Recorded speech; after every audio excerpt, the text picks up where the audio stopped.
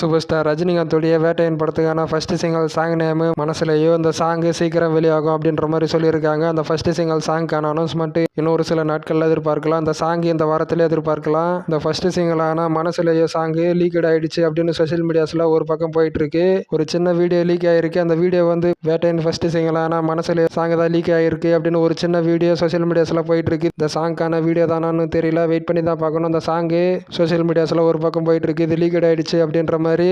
இந்த படம் October 10 world விட தியேட்டர்ஸில் வெளியாக போகிறது.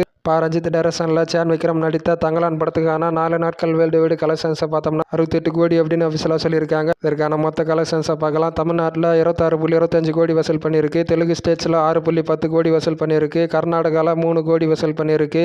கேரளாவில் 2.15 கோடி வசூல் பண்ணியிருக்கு. ரெஸ்ட் ஆஃப் இந்தியாவில் 0.75 கோடி வசூல் பண்ணியிருக்கு. ஓவர்சீஸில் 14.15 கோடி வசூல் பண்ணியிருக்கு. டோட்டல் வேர்ல்டு வைடு கலெக்ஷன் 4 நாட்களில் தங்கலான் படம் 52.40 கோடி வசூல் பண்ணியிருக்கு. 24.55 கோடி ஷேர் கொடுத்திருக்கு. 4 நாட்களில் தங்கலான் படம் 100 கோடி வசூல் பண்ணும் அந்த வாரத்தில் அப்படின்னு சொல்கிறாங்க. வெயிட் பண்ணி பார்க்கலாம். அஜித் குமாருடைய விடாமுயற்சி ரிலீஸ் டேட்டு ஃபைனலைஸ்டு.